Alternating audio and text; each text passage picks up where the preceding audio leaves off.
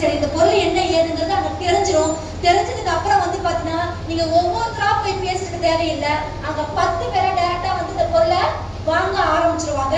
அதுதான் சக்சஸோட first step home shopping.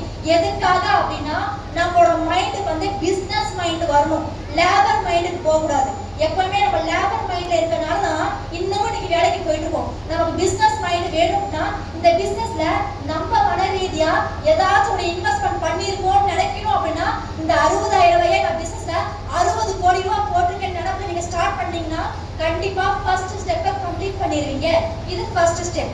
Second step வந்து பாத்தீங்கன்னா 10 ஸ்டார் ஐடிங்கிறது நம்ம எடுத்திருக்கோம். அது என்னன்னா இப்ப நீங்க உங்களுக்கு கிடைச்ச வாய்ப்பு மாதிரி ஒரு 10 பேருக்கு இந்த வாய்ப்பு கொடுத்தீங்க அப்படின்னா நீங்க ரெண்டாவது ஸ்டெப்பை கம்ப்ளீட் பண்ணிடுவீங்க. 10 பேருக்கு இதே மாதிரி ஏகப்பட்ட பேர் படிச்சுட்டு வேலை இல்லாம இருக்காங்க. அவங்களுக்கு ஒரு வேலை வாய்ப்பு கொடுக்குற ஒரு வாய்ப்பை ஒரு 10 பேருக்கு நீங்க கொடுக்குறீங்க அப்படின்னா நீங்க ரெண்டாவது ஸ்டெப்பை கம்ப்ளீட் பண்ணிடுவீங்க.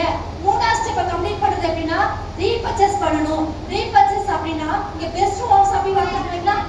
பெஸ்ட் ஹோம் ஷாப்பிங் அவங்க ஹோம் ஷாப்பிங் எடுத்துட்டு மாசம் 10,000 ரூபாய்க்கு ரீபர்ச்சேஸ் பண்ணிட்டு இருக்காங்க, கண்டினியூவா பண்ணிட்டு இருக்காங்க. அவங்களுக்கு தான் பெஸ்ட் ஹோம் ஷாப்பிங். 60,000 பொருளை எடுத்து சேல் பண்ணிட்டு மாசம் 10,000 ரூபாய்க்கு பொருளை ரீபர்ச்சேஸ் பண்ணிட்டு இருக்காங்க. இதை கரெக்டா வந்து ஒரு டிஸ்ட்ரிபியூட்டர் இருக்கவங்க ஹோம் ஷாப்பிங் எடுத்து கண்டினியூவா இது பண்ணோம் அப்படின்னா இந்த பிசினஸை ஈஸியா டீம் இன்னைக்கு பிசினஸை ஜெயிக்கிறதுக்கு வாய்ப்பு 100% இன்னைக்கு இருக்கு. அதுல நெக்ஸ்ட் ரீபர்ச்சேஸ் பண்றது எதுக்காக அப்படின்னா பொருள் வந்து எதுக்காக நான் 60,000 எடுத்துட்டேன்ல, பொருளை ரீபர்ச்சேஸ் பண்ணி நான் என்ன பண்ண போறேன் அப்படின்னா ரீபர்ச்சேஸ் பண்ணி நீங்க என்ன பண்ணணும் அப்படின்னா நம்ம தெரிஞ்சவங்க மூலியமாவும் வந்து பாத்தீங்கன்னா இன்னைக்கு நிறைய டிஸ்ட்ரிபியூட்டர் உருவாக்கலாம், நம்மளோட பார்ட்னரை உருவாக்கலாம். ஆனா நம்ம தெரியாத நம்ம மூலியமாவும் இன்னைக்கு பிசினஸ்ல நிறைய பேரை இன்னைக்கு லீடரா உருவாக்க முடியும். இன்னைக்கு எங்களோட மாதிரி கூட ட்ரெயின் மூலியமா வந்த நபர் தான் நாங்க.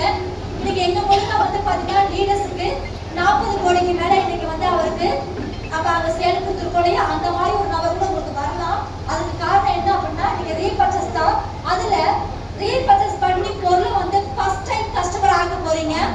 செகண்ட் டைம் வந்து பாத்தீங்கன்னா அந்த கஸ்டமர் கஸ்டமரா மாறுவார். என்ன பண்ணுவார்? ரிப்பீட் கஸ்டமரா மாறுவார். என்ன மாறுவாங்க? அந்த பொருள் வந்து மறுபடியும் அது தேவை பொருளை ரிப்பீட்டா வாங்குவாங்க. மூணாவது வந்து பாத்தீங்கன்னா திருப்தியான கஸ்டமரா மாறிடுவார். எனக்கு ரொம்ப பிடிச்சிருக்கு அந்த பொருளை, எனக்கு மாசம் கொண்டு வந்து கொடுத்துருங்கட்டு திருப்தியான கஸ்டமரா மாறிடுவாரு. திருப்தியான கஸ்டமர் அப்புறம் வந்து பாத்தீங்கன்னா அவருக்கு போய் வந்து சொல்லுவோம், இந்த மாதிரி பாத்தீங்கன்னா பொருள் நல்லா இருக்கும் சொல்றீங்கல்ல, பக்கத்து வீட்டுக்காரர் கேட்கறான்னு சொல்றீங்க, நீங்களே இந்த பொருளை வாங்குங்கன்னு கிராஸ் கட் பண்ணிடுவோம். நம்ம கிராஸ் கட் பண்ணி அவர் டிஸ்ட்ரிபியூட்டர் ஆயிடுவாரு.